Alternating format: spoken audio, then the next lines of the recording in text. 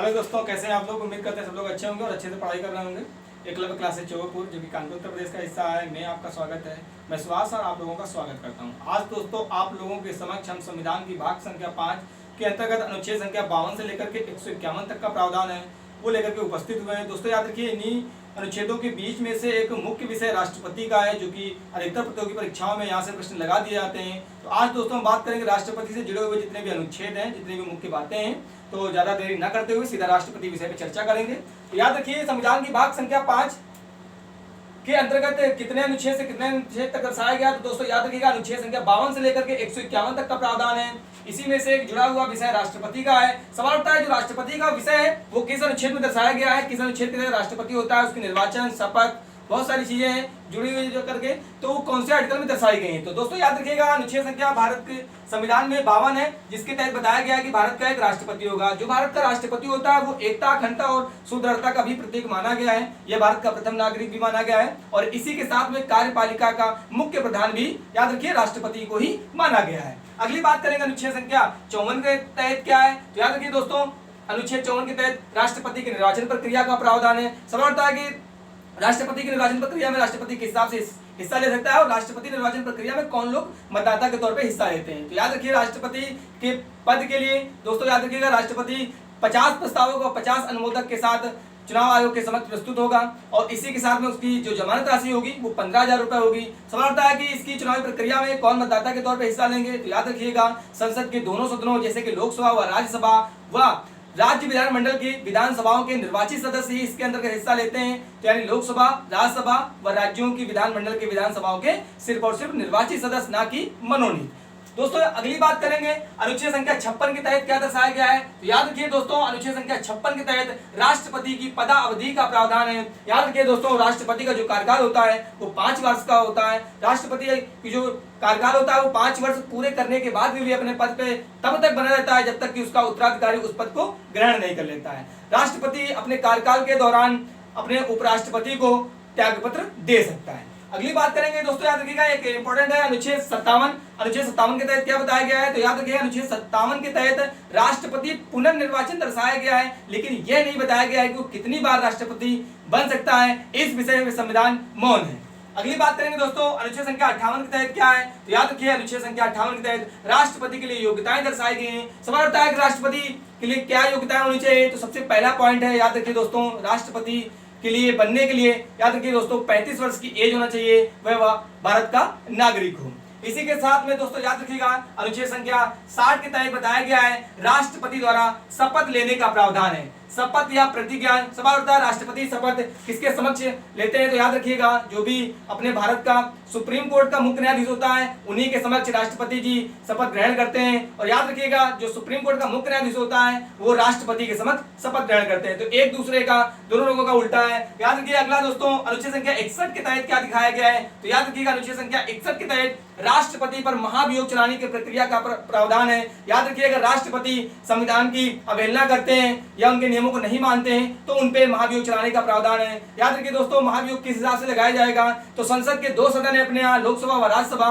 मान लीजिए अगर लोकसभा में महाभियोग चलाया जाता है तो उस लोकसभा के 2/3 सदस्यों से यह बहुमत पारित होना चाहिए। यदि यह राज्यसभा में भी 2/3 बहुमत से पारित होता है तो राष्ट्रपति उसी क्षण जो पद होगा वो छोड़ने के लिए मजबूर होंगे। याद रखिए अगला दोस्तों, अनुच्छेद संख्या 72 के तहत क्या दर्शाया गया है। तो याद रखिए, अनुच्छेद संख्या 72 के तहत क्षमा आदि की राष्ट्रपति की शक्ति है। यदि कोई भी व्यक्ति दोषी है या उसे न्यायालय के द्वारा सजा सुनाई गई है तो उसे माफ करने का सिर्फ और सिर्फ मात्र राष्ट्रपति को ही अधिकार दिया गया है अनुच्छेद संख्या 72 के तहत। दोस्तों याद रखेंगे, अब तक कितने लोग राष्ट्रपति बने, क्या क्रम है, कभी कभी क्रम भी पूछ लेता है या राष्ट्रपति विशेष बिंदु भी यहाँ से पूछ लेता है, तो जानेंगे उन लोगों के बारे में। उससे पहले एक दोस्तों याद रखिए ट्रिक याद कर लीजिएगा। राज की राधा जाकिर की बीवी, अली की जत्ती, संजीवा रेड्डी, जेल गए रमन, शंकर का नारा, अब्दुल हमारा प्रतिभा को प्यारा, प्रणब बेचारा रह गया कुंवारा। ये इस तरीके से कुछ ट्रिक है, इनके माध्यम से हम नाम जानेंगे। तो राज से दोस्तों याद रखिएगा डॉक्टर राजेंद्र प्रसाद बनेंगे। इसी के साथ में याद रखिए, डॉक्टर राजेंद्र प्रसाद भी देश के पहले राष्ट्रपति व लगातार 2 कार्यकाल करने वाले एकमात्र राष्ट्रपति हैं डॉक्टर राजेंद्र प्रसाद जी। राधा से दोस्तों याद रखिए, डॉक्टर सर्वपल्ली राधाकृष्णन जी बनेंगे। इसी के साथ में जाकिर से दोस्तों याद रखिएगा डॉक्टर जाकिर हुसैन बनेंगे। वीवी से दोस्तों याद रखिएगा वीवी गिरी बनेंगे। जबकि अली से दोस्तों याद रखिएगा डॉक्टर फखरुद्दीन अली अहमद। जबकि जत्ती से दोस्तों याद रखिएगा बीडी जत्ती, जो कि कार्यवाहक राष्ट्रपति हैं, ये पूरी तरीके से राष्ट्रपति नहीं बन पाए। इसी के बाद में संजीवा रेड्डी से दोस्तों याद रखिएगा नीलम संजीवा रेड्डी बनेगा। जबकि जेल गए रमन से, जेल से दोस्तों याद रखिएगा ज्ञानी जैल सिंह बनेगा। और रमन से दोस्तों याद रखिएगा आर वेंकट रमन बनेगा। शंकर का नारा तो दोस्तों याद रखिएगा शंकर से डॉक्टर शंकर दयाल शर्मा जी बनेंगे। और याद रखिए MARA से KR नारायण बनेंगे। अब्दुल हमारा प्रतिभा को प्यारा, इस लाइन से दोस्तों याद रखिएगा अब्दुल से डॉक्टर APJ अब्दुल कलाम बनेंगे। जबकि प्रतिभा से दोस्तों याद रखिएगा प्रतिभा पाटिल। और इसी के साथ में प्रणब बेचारा रह गया कुमारा, याद रखिए प्रणब से दोस्तों प्रणब मुखर्जी जी बनेंगे। जबकि रह गया कुमारा से RA से रामनाथ, और जबकि को से याद रखिएगा कोविंद बनेंगे। तो ये कुछ इस तरीके से राष्ट्रपतियों का क्रम था। जितने भी राष्ट्रपति अब तक बन चुके हैं याद रखिए सबका नाम यहाँ पे मिल गया है।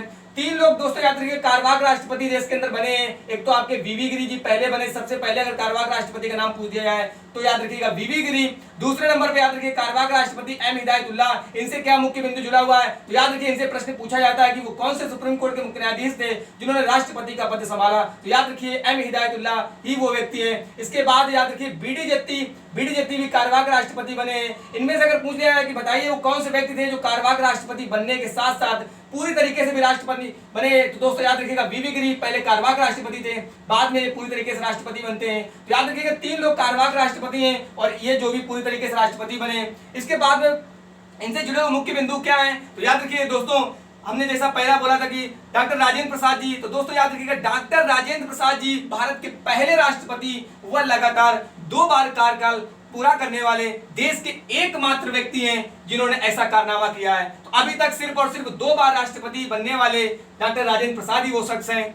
इसी के साथ में दोस्तों याद रखिए डॉक्टर सर्वपल्ली राधाकृष्णन से क्या बिंदु जुड़ा हुआ है तो याद रखिए ये राष्ट्रपति बनने से पूर्व 2 बार देश के उपराष्ट्रपति भी रह चुके हैं। इसी के साथ में दोस्तों याद रखेंगे डॉक्टर जाकिर हुसैन से क्या बिंदु है तो डॉक्टर जाकिर हुसैन याद रखिएगा भारत के पहले मुस्लिम राष्ट्रपति थे व इनका निधन दोस्तों याद रखिएगा राष्ट्रपति रहते हुए हुआ।